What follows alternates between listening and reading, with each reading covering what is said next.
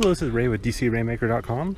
Today I've got Polar's new M450. It's their newest cycling computer, just announced today. I'm taking it out for a first ride. I'm about 6 minutes into the ride, just waiting for the group here to catch up. We're up at Alpe d'Huez, so beautiful scenery up here and a great place to test the unit. This unit starts about 159 euros, and the US dollar pricing should be the same, so about 160 bucks. Definitely one of the best deals out there. It's got GPS in it, connect to power, speed, cadence sensors, heart rate sensors. Super small. If you look on the handlebars here, this is the older V650. I guess older, it's really only a few months old now. And then this is the Garmin 510 and the Edge 1000. So you can see it's quite smaller, very thin. What we'll do is go ahead and get started on the ride, and I'll catch up with you a bit later on in the day. Okay, we're in the middle of the ride here, about an hour and a half into it, just up a nice little climb right here, about 10% grade. So I've got it paired to the Keo power pedals. You can see those down there.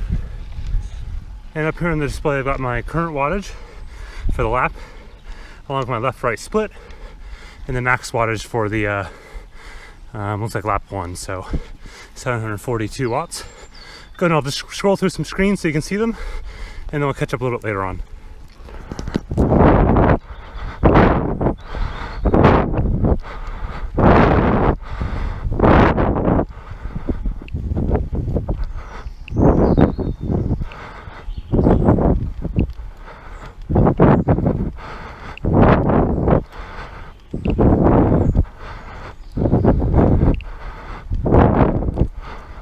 Okay, that's that. Catch up a bit later in the ride. Okay, we're just a couple hundred meters from the end of the official Alpe d'Huez climb. I'm gonna hit this roundabout up here and then turn left, and I think it's 300 meters to go.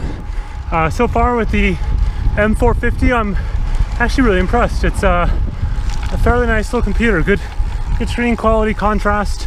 All the sensors are working really well. You can see the altitude there. Been tracking very nicely. So good stuff. What we'll do is we'll go ahead and head back inside and look at the data. With that, I'm going to finish up. Now that we've finished up the ride, we're inside. We'll take a quick look at Polar Flow and the M450 and how it works together. So what you see here is my total ride time at the top. These are kind of the general stats. So I've got ride, distance, and so on. And then if I go ahead and I click the More tab there, that'll expand this out, and I can get a few more stats that I can look at. Average speed, cadence, and so on. A bit of a low cadence, but that's often the case with a long climb like Alpe d'Huez, especially when I didn't have quite the right gearing there. I can go ahead and down and keep on cruising. I have a map view here, pretty common. I can change a map view if I want to, for example, a satellite view, and it'll show that, and I can then easily zoom in on different things. So going down here and zooming in on, for example, those switchbacks back and forth, the famous switchbacks there, all the way up into the village itself, and you can go ahead and keep on zooming wherever you want and see standard map stuff. So that's pretty straightforward. And then down the bottom here I have the graphs. So the graphs show me metrics from sensors primarily. So I have power on the left hand side, heart rate and speed over here.